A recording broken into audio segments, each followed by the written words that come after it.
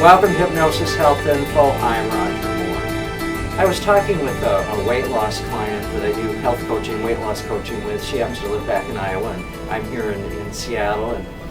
And I've been working with this woman over the phone and the internet for several months and supporting her in her journey of becoming Slender for Life, which is also the title of my book. And in this process of letting go of the weight, the woman has done absolutely beautiful. She's been learning the tools of self-hypnosis, using the light switch self-hypnosis technique, and it's become pretty much automatic for her to get up in the morning, have her breakfast, eat her healthy meals throughout the day and her snacks, and plan ahead to getting her grocery shopping, but she still has a little bit of fear about, can she maintain her ideal weight. And she has maybe 5-6 more pounds left to go. She's down about 80 pounds, 85 pounds at this point.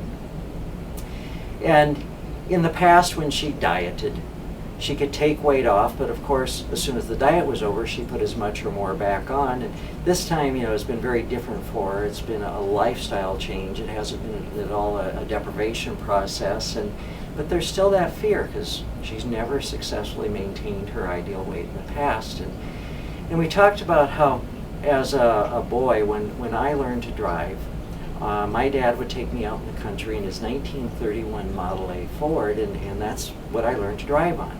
And actually before that I'd done some driving on tractors on the farm, but mostly my learning to drive a car and on roads was Model A Ford.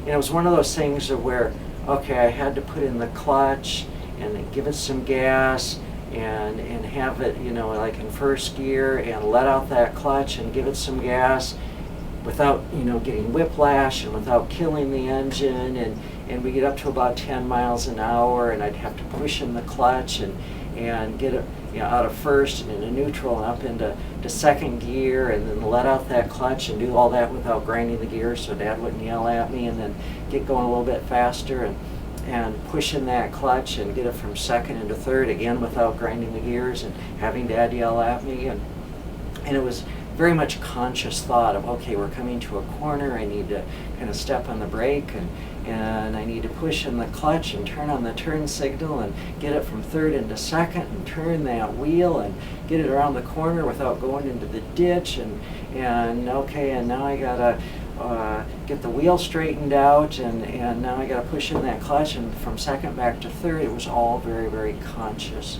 thought. And that's how it kind of is when someone starts out with changing a lifestyle around food and eating. It's very much conscious thought, conscious effort of, okay, I got to get up in the morning and have breakfast of a good hearty whole grain cereal, something like oatmeal. And oh yeah, I got to plan ahead and get my fruits, my vegetables, my whole grains for the week for meals and snacks, and prepare those healthy meals and snacks. But you know what, today, when I got up and went to the gym this morning, went to spin class, didn't even think about picking up the key off the counter and sticking it in the ignition of my truck and taking it out of park and putting it in drive and heading down my driveway and down the road. I didn't even think consciously about turn signals, turning wheels, brakes, or anything like that. It was just all very automatic, and yet I drove very safely, drove within the speed limit, and arrived at the gym safely without conscious effort. And that's what happens. That's what it's like when you reach the termination stage of having let go of the weight, where you truly just live the lifestyle as a slender person, of being slender for life. And that's what it's really all about, is being slender for life. But of course, you get up in the morning and have breakfast. You have your snacks and healthy meals throughout the day. You exercise. You live the healthy lifestyle, and you do it without thinking. You're not focused on the food. It just all becomes very automatic. There are other things that you can do to support you in maintaining your ideal weight. And one that the National Weight Loss Register talks about is frequent weigh-ins. I used to tell folks only to weigh in like once a week, but data is showing for a number of years now that if you weigh several times a week, or now I tell people weigh every day, and get that data, that feedback of how you're doing. Maybe it's Friday night and I'm my wife and I are going out to dinner and might have a beer or two, and of course in a restaurant it's going to be higher calorie meals, and Saturday night we go to a friend's house and there's probably going to be dessert and maybe higher calorie meals and some wine, and Sunday all the kids and the grandkids come over and maybe there's dessert and wine or beer there, and Monday morning might be up a pound or two, still well within goal range, but up a pound or two. Well, knowing that gives me that feedback that, okay, I need to pay attention Monday, Tuesday, so that by Tuesday or Wednesday I'm back down within my goal range of where I prefer to maintain my weight. There's no surprises of, oh my goodness, I'm up 10 pounds, how did that happen? By weighing in daily or at least several times a week, you get that feedback, you know where you're at. The other thing that I do is, years ago, actually before Slender for Life and before I was ever successful at taking the weight off and keeping it off, I kept a food diary. Now I no longer do that, and I don't recommend that to Slender for Life clients. But what I do is keep kind of a mental thought process going. Because back in the days when I kept a food diary, if I was thinking about having a cookie, if I had any hesitations about having to write that cookie down in my food diary, that was a pretty good clue that I did not want to eat that cookie. And I use that same thought process today. If I'm thinking about having a cookie or a beer or a glass of wine or something like that, I just check in with myself. Would I be okay writing it down? Now, I'm not going to write it down anyway, but if there was any hesitation, oh, I wouldn't want to write this down, that's probably a pretty good clue to me, don't eat the cookie.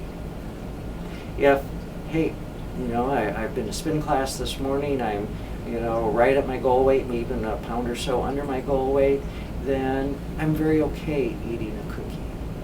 It's that conscious choice, conscious decision. It's that awareness of being conscious rather than just mindlessly eating. It's being conscious. So it's a combination of the automatic process of driving the car and the conscious thought of, well, do I want to go to the grocery store now or not? That's how eating is. It's the unconscious part. Of course, you get up and have breakfast. Of course, you go exercise.